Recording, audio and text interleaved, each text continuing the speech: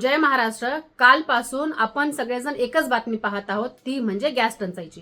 अशातच सरकारने 60 रुपयांनी गॅस सिलेंडर महाग केला, त्यावरती तर आपण बोलायलाच नको. खरं तर महाराष्ट्रातल्या आणि देशातल्या जनतेने चिंता करण्याची अजिबात गरज नव्हती. त्यांनी सरळ उठायचं होतं, हार्डवेअरच्या दुकानात जायचं होतं. सोबतच आपल्या घराच्या आजूबाजूला अत्यंत घाणेरडा वास सुटलेली नाली शोधायची होती आणि त्या नालीमध्ये त्या पाईपाचं एक टोक टाकायचं होतं, दुसरं टोक आपल्या घरातल्या सिलेंडरला जोडायचं होतं, ज्याच्यातून गॅस निर्मिती झाली असती आणि त्यावरती स्वयंपाक बनवायचा होता, खायचं होतं. किती सोपं होतं.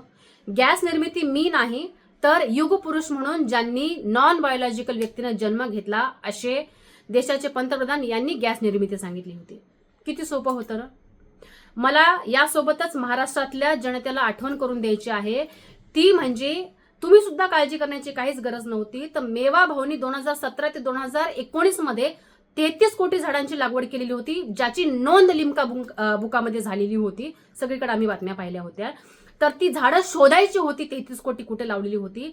त्या झाडाचं जाळण जळतण सरपण त्याची मोळी बांधायची होती तोडून आणून आणि आपल्या घरामध्ये चूल मांडून त्याच्यावरती स्वयंपाक करून खायचा होता. किती सोपं होतं ना. बघा, एक नॉन बायोलॉजिकल गॅसची निर्मिती कशी केल्या जाते भविष्यामध्ये आपल्याला जर काही गरज पडली तर, आणि 33 कोटी झाडं लावून आपण त्याचं लाकड जळतण जे आहे ते आणून आपण स्वयंपाक करून खाऊ शकलो असतो. किती त्यांची ती दूरदृष्टी, पण आपल्याला कळाली नाही.